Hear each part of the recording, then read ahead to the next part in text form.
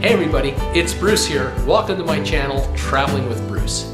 I hope you enjoy the upcoming video. If you like it, consider giving me a thumbs up. If you really like it, become a subscriber. If you like my channel as a whole, check out my Patreon page and consider supporting me there too. Okay, let's go to the video right now. Welcome to New York City in the evening. It's looks like it's September here. It's a nice warm day. People are out in short sleeve shirts, and we're looking at the Empire State Building here just down the road, and looking along Broadway and towards Times Square.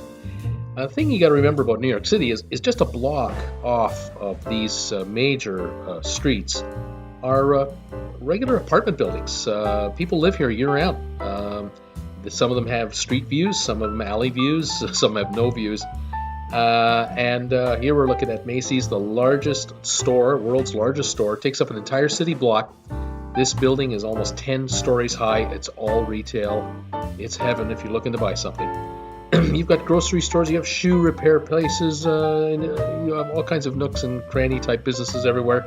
But on the main drag here, you've got the billboards, and you're advertising fashion, you're advertising services, you're advertising the latest video game, movies, Broadway plays, CNN signage is up there, and then your local businesses on street level. The folks who are walking along the sidewalks have to jostle with the t-shirt vendors and the food vendors, the hot dog vendors, and everybody else. And of course you have the cars. It is really stunning to see. It's a thing you have to do if you ever get a chance to go. You got to go to New York City. You have to walk the streets of New York. You'll look at the billboard here, stand there for a minute or two, and it changes, and you can see a different billboard. It's amazing how technology has changed Times Square. Back in the 60s, the 50s, the 40s, neon signage was all the rage, and a little bit of movement here and there was incorporated in the 40s, the 50s, and the 60s, but today, this signage is stunning. You're almost watching a picture show on some of these billboards. They're moving pictures, moving commercials. Phenomenal. Every culture from the world are on the streets of New York. You'll hear languages from everywhere. You'll see people's clothing from around the world. It really is something to see. It's a melting pot of humanity, and it's worth your while. Just over here, David Letterman was running his show here at the Ed Sullivan Theater. Back in 1964, February, the Beatles were on stage, and they played live to 74 million people. Truly one of the greatest TV audiences of all time. I think it was virtually half the country tuned in to watch the Beatles Sunday night on the Ed Sullivan Show.